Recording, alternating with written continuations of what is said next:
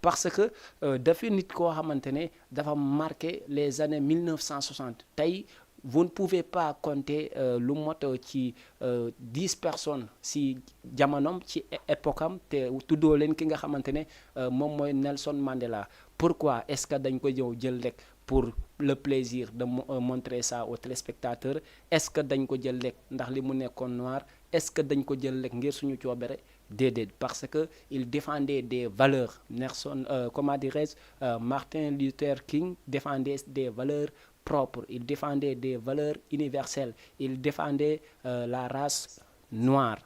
Moom tey bu ñu demee ba noir am droit de vote, c'est grâce à Martin Luther King, parce que am na jamono benn noir xalaatu la voter. Loolu yëpp da di loo xamante ne day inspirer la population noire, day inspirer le mouvement des noirs pour ñu xam bu ñu demee tey ba am une liberté extraordinaire kan lañ ko war a jagleel. Pour ne pas aller de trop, on vous rappelle Nelson ki nga xamante ne parce que souvent dama koy jowaale Nelson Mandela parce que même principe lañ doon xeex,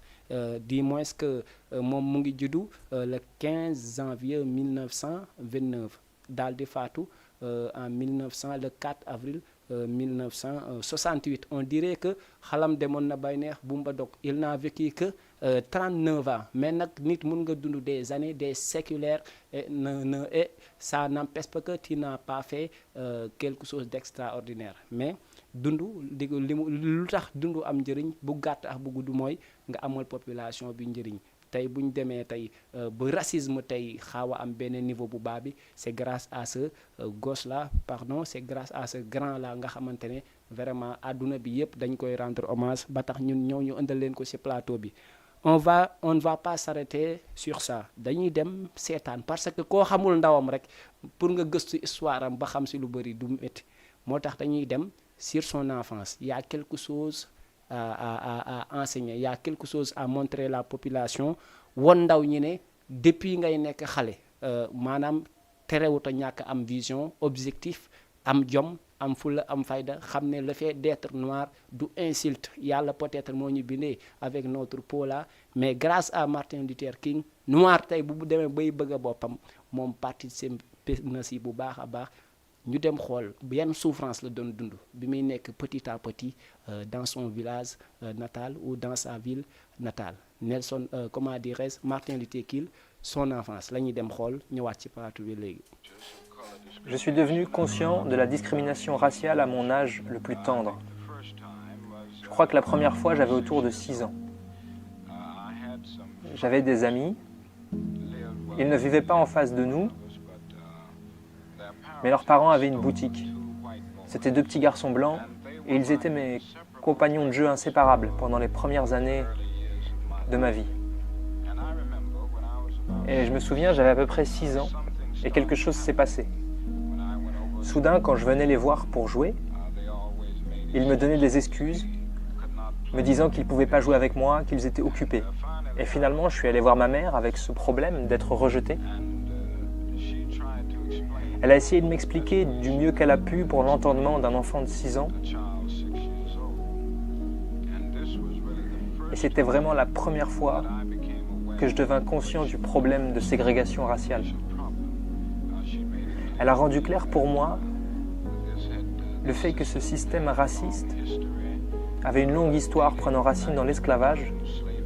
Elle a essayé de m'expliquer le fonctionnement de la ségrégation.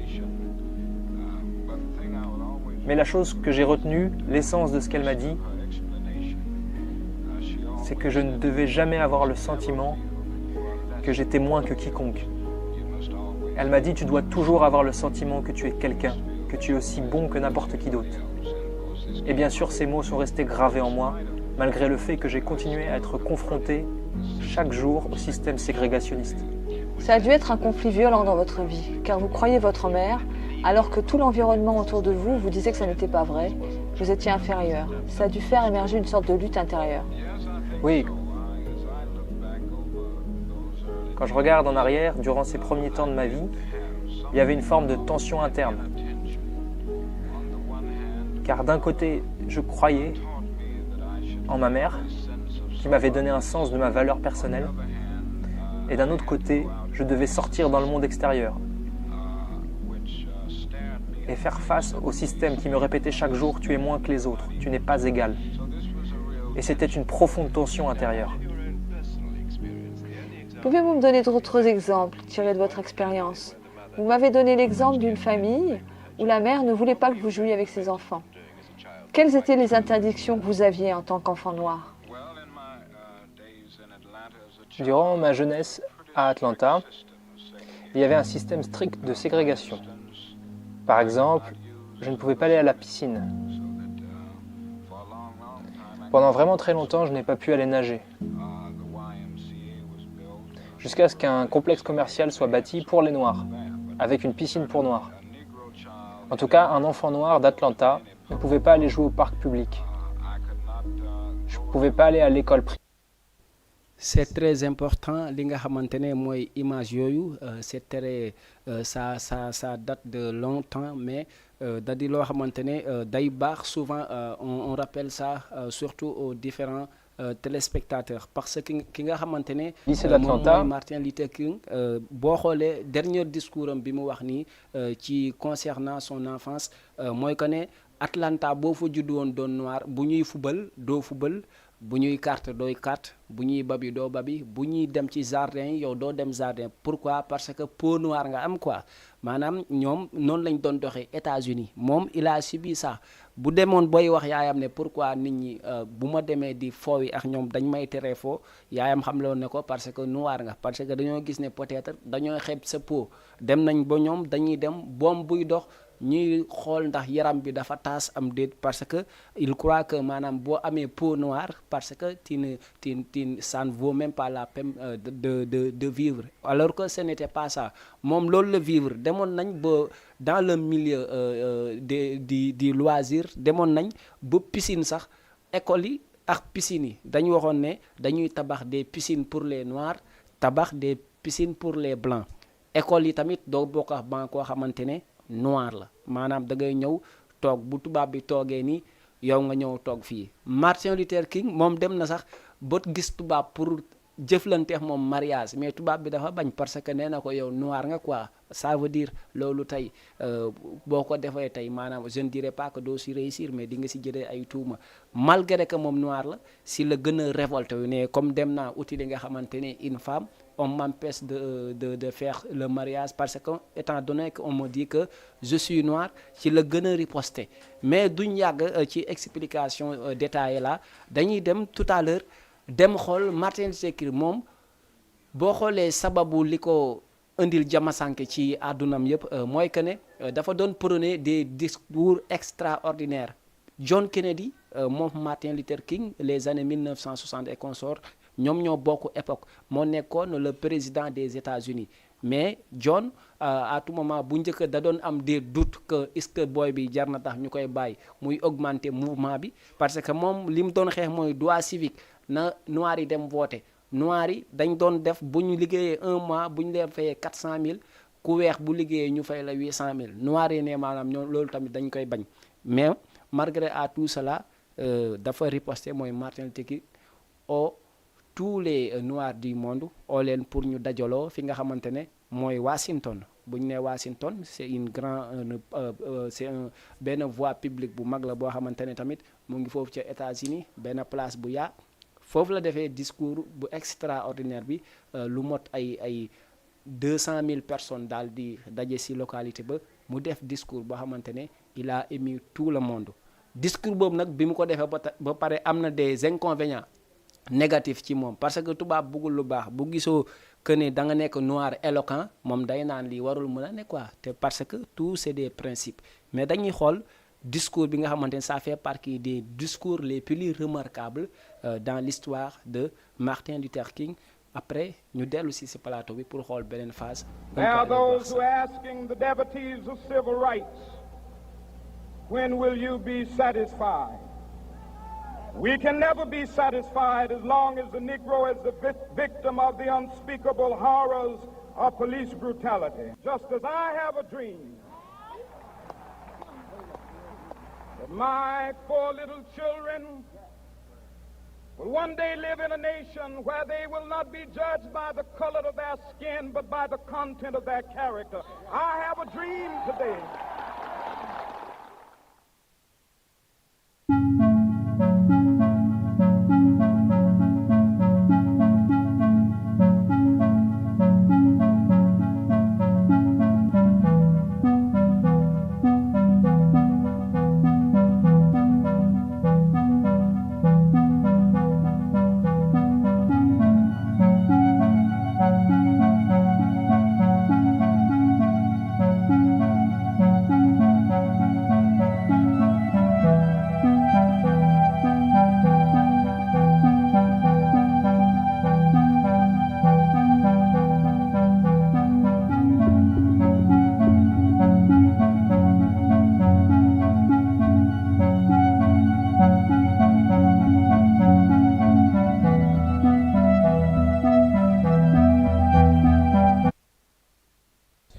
Merci beaucoup pour ce petit élément consacré au King Martin Luther King parce que dafa am loo xamante ne dafa révélé li nga xamante ne moom mooy dundam à tout moment comme ni ñu leen koy waxee moom Martin Luther King ndaw ñi buñ ko xamul tey ndaw ñi buñ ko gëstuwul ndaw ñi buñ xamul kan mooy Martin Luther King mun na def impact ci seen dundam parce que pouvoir bi mu amoon ba mën a def audacité ba mun a def face aux blancs pour woon leen ne on est au même pied d'égalité loolu je ne pense pas que ndaw ne am nañ ko tey ba tax na loolooy tax ñu leen koy indil fii pour muy doon des sources de motivation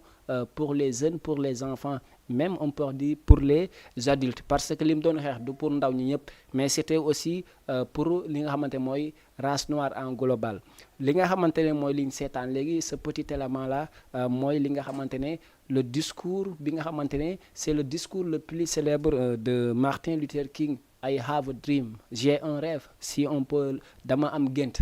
maanaam gént bi mooy lan il veut voir le monde noir dans des escaliers très hauts il veut voir aussi le monde noir dans des piliers extraordinaires raison pour laquelle moom mu teniroon discours pour ñëw fi nga xamante ne maanaam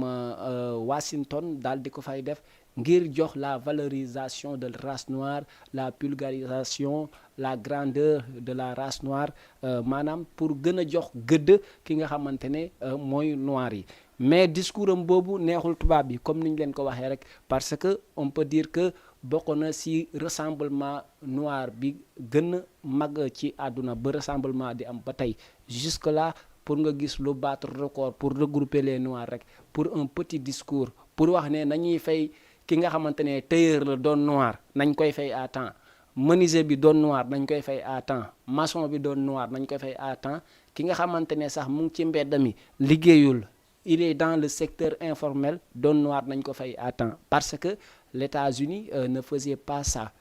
l'Amérique d'une manière générale defooguloon doonuloo jox yelleefu doomu aadama moo tax sax demoon nañ moom ñoom ci loi bi Kennedy bi mu toogee ba daal di génn àdduna li nga xamante ne maanaam l'autre président di Johnson daal di ñëw au pouvoir nag daal di def vote maanaam the civil right act mooy li nga xamante ne maanaam le droit de vote pour chaque noir parce que on n'avait pas les mêmes droits tey boo nekkoon noir dugg ci oto wala nga doon noir daal di dugg ci bus tu n'as pas droit à prendre la place de luxe yow da ngay xool fi mu gën a tàngee lañ lay toogloo fi gën a naqari ngay toog doo toog fi nga xamante ne c'est un peu aéré en compte de tout cela nag loolu le leader King daan doon xeex ba tax na comme ni ñu leen ko waxee mais acte bu mu def moo kii dañ doo sommet moo Nelson Mandela parce que acte bu ñu def pour jàpp ne ça serait une résolution acte yooyu dafa mujj doon loo xamante ne ça trouve être des pénalités te dañ doon njàmbaarloo ak ki nga xamante ne mooy nguur de trop c'est ce qu'on dit la goutte d'eau de trop moo ko doon dal parce que ki nga xamante ne les deux présidents yi nga xamante ne tombé ndax ñoom fi nga xamante ne mooy ci États-Unis dem nañ ba xool xam nañ ne li mu doon lutter maanaam c'est pour la race noire mais ñoom ñemewuñ si woon de trop parce que États-Unis vers les années 60 boo nekkoon président bëgg a prôner que ne nit ku ñuul ak li nga xamante ne mooy noir ñoo yem bu boobaa mën nga perte électorat wala mën nga porter voix bi nga xamante ne mooy les voix de vote moo taxoon bi ki nga xamante ne mooy Martin Luther King daal di ñëw pour cette défense ñëpp nangul nañ ko ne bokk na ci noir bi gën a doon un faiseur de paix pourquoi parce que Martin Luther King amuloon ay armes Martin Luther King il faisait le tout sur la voie de la paix dans ce cas loolu tax na ñu jox ko prix Nobel de la paix boo xamante ne c'est répété jox nañ ko des médailles d'or pourquoi jàmm la doon wër mais après son discours bi ñu seetaan léegi dañuy dem seetaan li nga xamante ne moom mooy discours bi bu pare dañuy dem seetaan beneen élément bi ci topp nga xamante ne moom mooy funérailles parce que bi mu defee discours bi rek presque dañ ko daal di rey parce que li mu évoqué peut-être am na ñum neexul am na ñu gis ne kii idéologie bu soree rek dina contourner la voix des blancs ba tax na nañ dem seetaan ko vous allez comprendre on va suivre ça ensemble.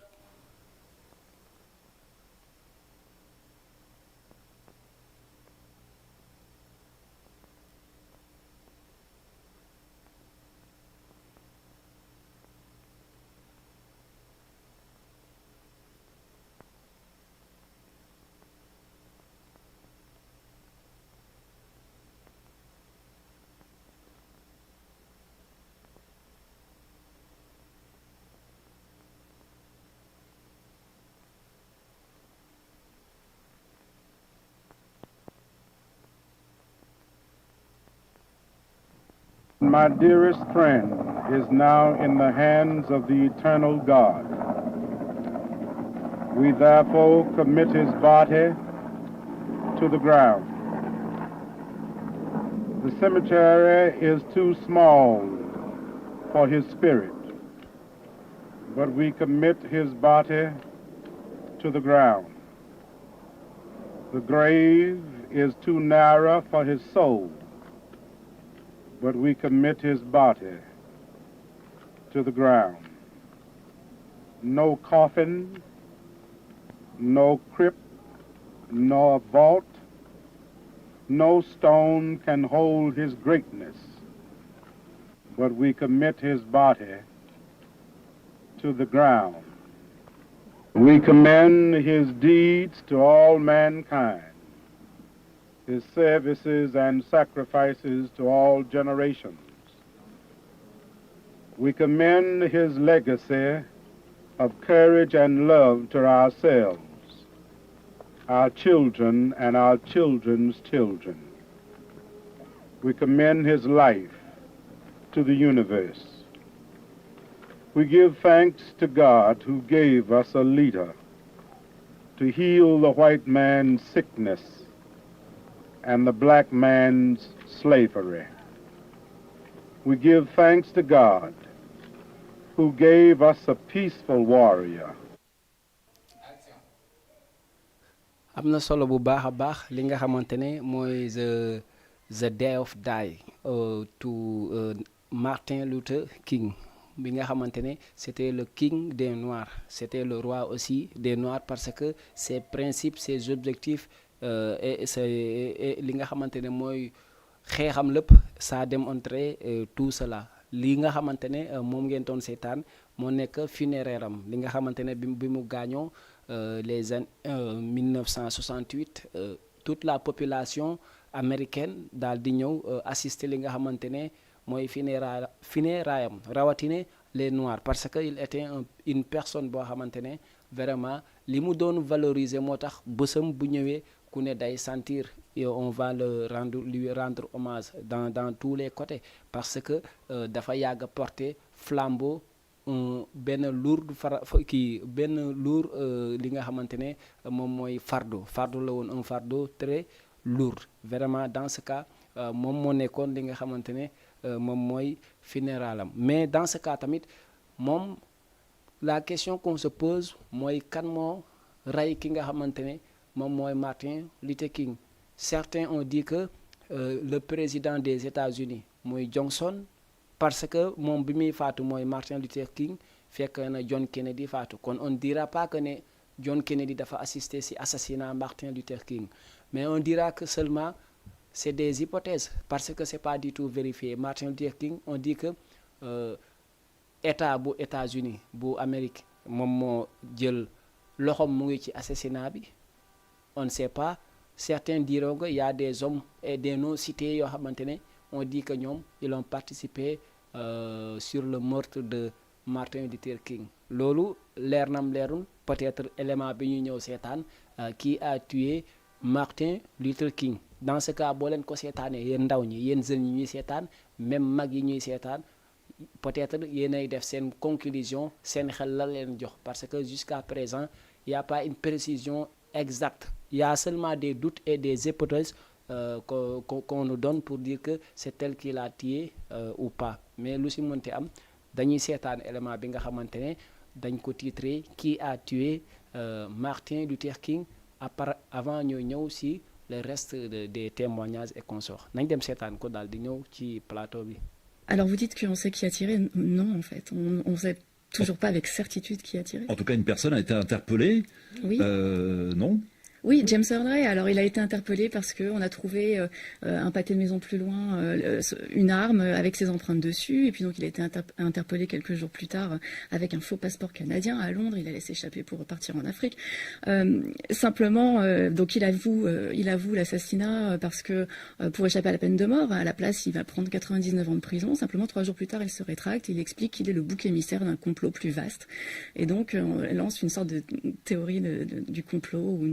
où on imagine qu'il y a une conspiration. Voilà, alors ça n'a jamais rien donné, dans le sens où l'affaire a été rejugée plusieurs fois, et on arrive toujours à la même chose, c'est que les juges décident qu'il n'y a pas eu de complot étatique, parce que l'idée c'était que le gouvernement était derrière l'assassinat de Martin Luther King. Simplement, on n'a toujours pas pu prouver que c'était lui qui avait tiré.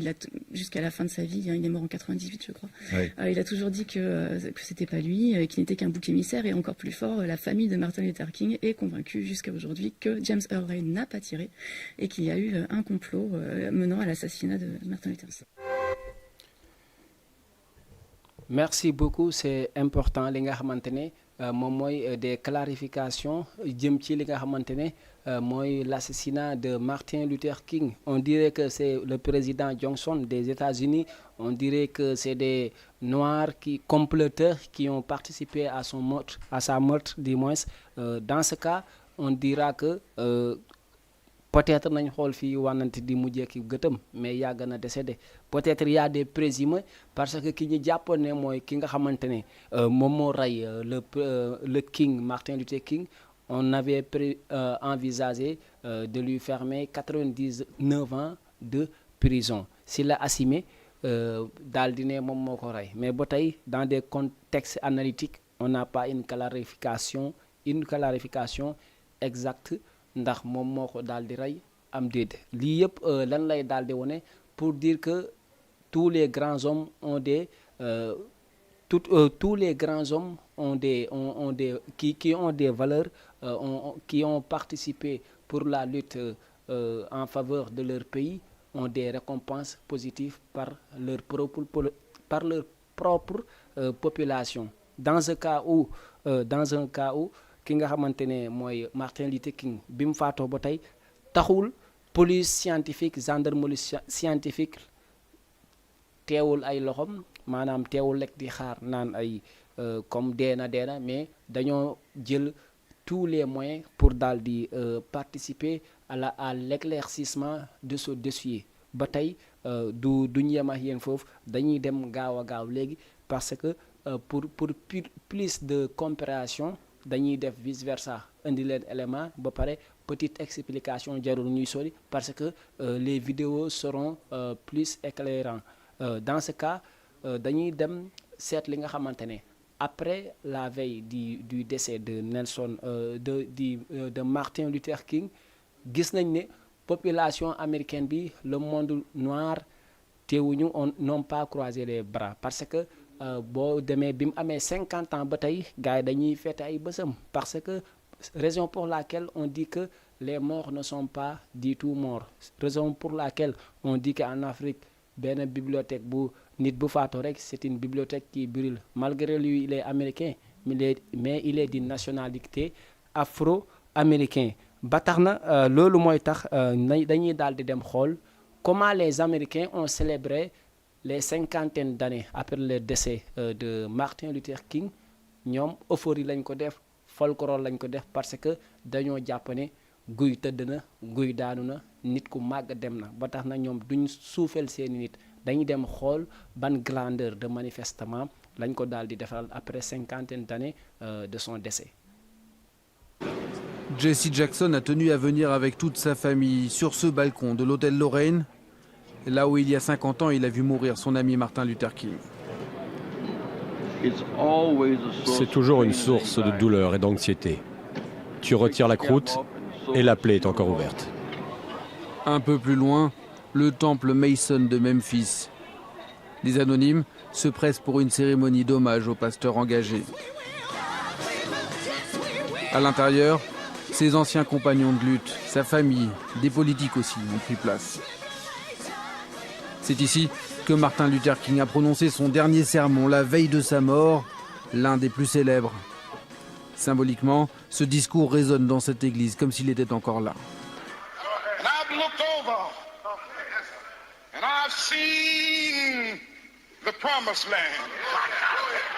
I may not get there with you, but I want you to know tonight that we as a people will get to the promised land.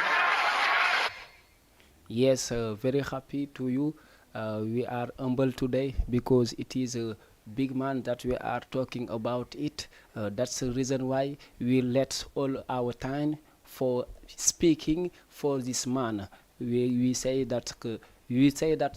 he is a big man, Martin Luther King. On me dira que pourquoi les expressions en anglais, mais parce que c'est un grand homme qu'on est en train de réévoquer son parcours, de réévoquer ce qu'il a mis dans ce bon monde. Ba tey duñ fa yem souvent rek li tax ñu leen koy rappeler pour ngeen xam ne c'était un grand homme te comme ni leen ko waxee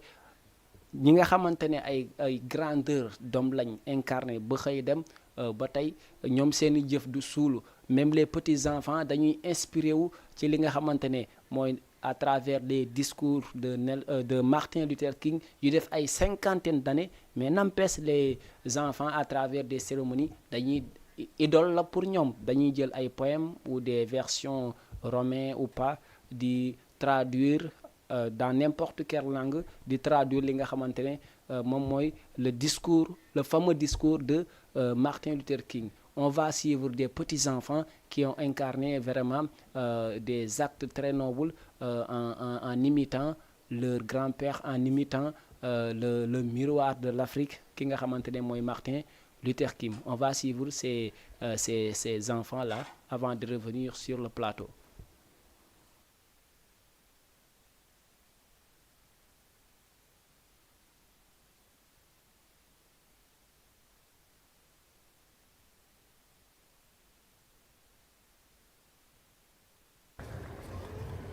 I have a dream that one day this nation will rise up to live out the true meaning of its creed.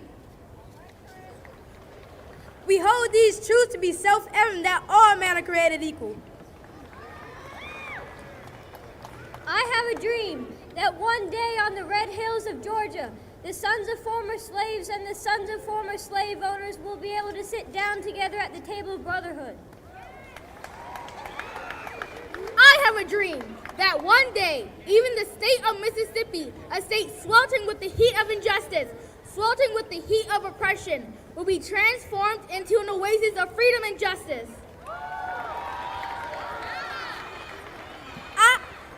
I have a dream that one day my 4 little children will live in a nation where they will not be judged by the color of their skin, but by the content of their character. I have a dream today. Thank you for this element. Today we remember to a big man. We remember to a warriors man that's named Martin Luther King comme on le nomme moom ba tey du yem foofu ba tey comme niñ ko wax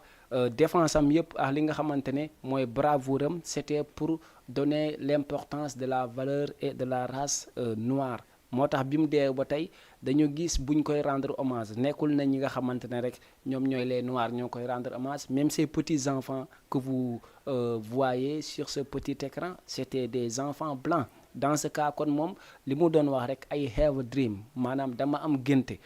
bi lan la comme ce qu'on dit ku ne am na mbébét mais mbébétu ki nga xamante ne moom mooy Martin Luther King mooy que ne ñu dem ba justice bu ñuy juger dootuñu xool ndax yow ba si ban race nga bokk duñu xool ndax yow noir nga duñu xool ndax géer nga duñu xool ndax pël nga wala ñu xool ne yow séeréer nga pour mun laa juger I have a dream gént bi lan la dama am gént lan la est dañuy dem ba dootuñu xool tubaab bii moo war a am droit am Toyota wala noir bi am na droit am Toyota loolu yëpp dañ siy génn I have a dream pour lan dootuñu wax ne maanaam buy taw noir blanc yi ñooy nekk ci maanaam buy taw blanc yi ñooy nekk ci taw gi ñi nga xamante ne noir yi nekk ci taw bi blanc yi nekk ci fi nga xamante ne moom mooy peut-être on dirait ci parasol bi suñ ko mënee traduire loolu I have a dream na jeex takk parce que bëggatuñu tey ñuy naan fii maanaam li ñuy wax cere baadoolo di sim je ne dirais pas xam ma nan lañ koy waxee sax quoi maanaam rongoñu baadoolo di sim cerey buur ay have a dream maanaam loolu yëpp dafa bëggoon mu dañ on joue sur une même pied un même pied d'égalité loolu da doon loo xamante ne même boo àndul ak moom n'empêche il est noir di nga xam ne c'était des luttes nobles c'était des luttes yoo xamante ne c'est magnifié partout moo tax tey ñu gis des petites filles noires sax ay blancs dañuy dem di copier waat ay écrits di ko def dans des grandes cérémonies ba tey nit koo xam ne faatu nga ba tey te duñu gis te ñuy gis ñuy visiter say site di gis say tombereau di gis di dem say kër di fa def ay décor mu mel ni arjana maanaam ci yow ça veut dire am na loo fi jëmbatoon comme ni ñu ko waxee woon rek ki nga xamante ne moom mooy Thomas Sankara bi muy dee guitare la fi bàyyi benn valise ak benn juma boo koy estimer loolu yëpp motul 1 million wala bu ko motee bëriwul ñu wax ne parce que il était fidèle pour l'Afrique parce que bi mu deewee au moment où tubaab bi ñu ngi doon bàyyi ay milliards mais moom li mu estimé yëpp motul 1 million ci mu bokk ci les Africains, les présidents africains les plus éloquents et les plus écoutés. C'est pareil comme Martin Luther King. On ne dira pas que bi mu dee bàyyi fu richesse mais c'est pas des richesses yoo xamante ne c'est extravagant ba tax na dañuy dem xool gars yi ba tey dañ ko def titre parce que nomination bi mu amoon ak li mu doon liggéey dañuy xool benn këram rek pour won leen këram positionnement këram ak gars yi dañ ko def lieu touristique di dem di visiter ba di ñëw ba tax na nañ dem xool par le biais des techniciens après on va revenir sur le plateau pour conclure le dernier élément qui constitue l'objet de notre émission nañ dem xool seet ko ñëwaat léegi. February is a celebration of Black History Month. In Montgomery, Alabama, people from all over the country have the chance to take a full tour of Dr. Martin Luther King Jr.'s home from front to back. One significant piece of history that everyone gets to see face to face is the bombing that took place while King was living in his home. Many people are shocked when they find out that there is still an indentation in the front porch where the bomb detonated. Here right beside me is the home of Dr. Martin Luther King from 1954 until 1960. King was at Ralph Missionary Baptist Church when he got the phone call that his house had been bombed with his wife and children inside. Reverend King was downtown at a meeting and his wife was at home with their young baby, Yolanda, and the wife of a deacon of the church, Mary Lucy Williams was her name. Reverend King did not want her to be home alone because he had begun to receive threats on his life as well as his family's life. They were in the front room of the home where they heard a noise on the porch. They immediately went to the back bedroom and the bomb went off. While in the home, visitors get to see King's bedrooms, bathrooms, and more. Muhammad tells us that most tourists have a favorite part of the house. The kitchen. The kitchen, because that is where Reverend King experienced his epiphany, where he heard God speak to him and tell him, be not afraid, and to go forward with his work in the civil rights movement. The many tours that merci beaucoup si élément boobu nga xamante ne moom lañ jagleloon li nga xamante ne moom mooy patrimoine historique parce que on l'a classé comme patrimoine historique parce que il accueille beaucoup de visiteurs yi nga xamante ne ñoom ñoo gisoon ne idéologie bu Martin Luther King c'était une idéologie noble c'était une idéologie à apprécier idéologie boo xamante ne dafa toucher li nga xamante ne mooy le monde noir parce que bi déedéet di jafe temps yooyu la doon wax déedéet bi déedéet di jafe keroog la jël pour jël bravoure am yëpp jël maanaam jaay bañ a jaay ngoram ngir lan askanam ngir lan pour la peau noire ba tax na comme ni mu leen ko waxee au début de l'émission concept bi leen kese la pour dire que noir yàggut doon ko xam ne dafa xeebu même boo koy xool bët bu xeebu noir dafa yàgg de à travers Thomas Sankara, à travers Nelson Mandela, à travers Cheikh Anta Diop, à travers Martin Luther King. Malgré que c'est américain, on l'assimile à un afro-américain. Mënoon na xool ne je suis d'une nationalité américaine, seulement du ma lutter en faveur des Africains, mais il n'a pas fait du tout cela. Jël na àddunam yépp amu ci dara parce que dafa doon xeex. je peux pas comprendre tey ngay xeex ngir noir bu ñu jël bal tiré bi ki nga xamante ne moom mooy nekk ci coiffeur bi doon noir nañ koy fay à temps mais dañ demoon bu américains yi tey dañuy fayeeku taxe les noirs te blancs yi duñ leen fayeeku taxe piscine yi amul noir bu sa saña sangu li nga xamante ne moom mooy au niveau des écoles amul benn noir boo xamante ne ñeme na faa jàng loolu yëpp c'est des incompréhensions c'est des choses très pénibles que faisait face aux différents noirs moom nag mu daal di ne loolu na jeex dakk ba tax na malheureusement comme le disent les Américains yes I can ñoom nee nañ nul n'est impossible bi mu koy sos pour la défense de la race noire métti woon na mais le concept yes I can gëmoon na ne à travers ce qu'il disait I have a dream a day will come for resolve this problem tey nag c'est une résolution qu'on va dédier, qu'on va rendre hommage à ce grand homme parce que malgré il défendait des valeurs, malgré il ne voulait pas de l'injustice, malgré il luttait pour la paix et l'instabilité de la peau noire, mais moom tegu ko woon ci jaasi tegu ko woon ci fetel tegu ko woon ci kaa ñu xeex ci ay mbinam ak des sorties médiatiques am la doon def pour ñu daal di koy accorder li mu bëggoon mais malheureusement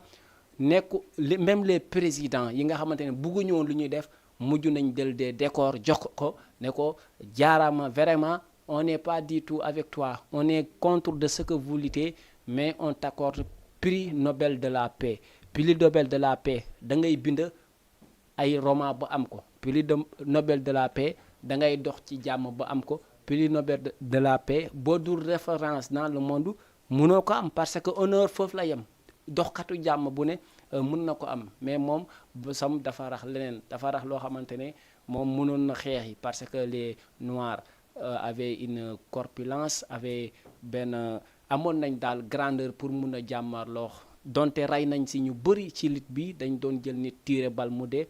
mais taxul moom atuma buy def discussion rek mais je fais appel à la paix dañuy xool le dernier élément qui mettra fin à notre émission mooy le prix Nobel de la paix dédié à Martin Luther King nga xamante ne c'est une victoire de l'Afrique comme une victoire du monde entier comme on dirait nañ dem seet ko l'objet de notre dernier élément pour revenir sur le plateau on peut aller suivre ça tout à l'heure.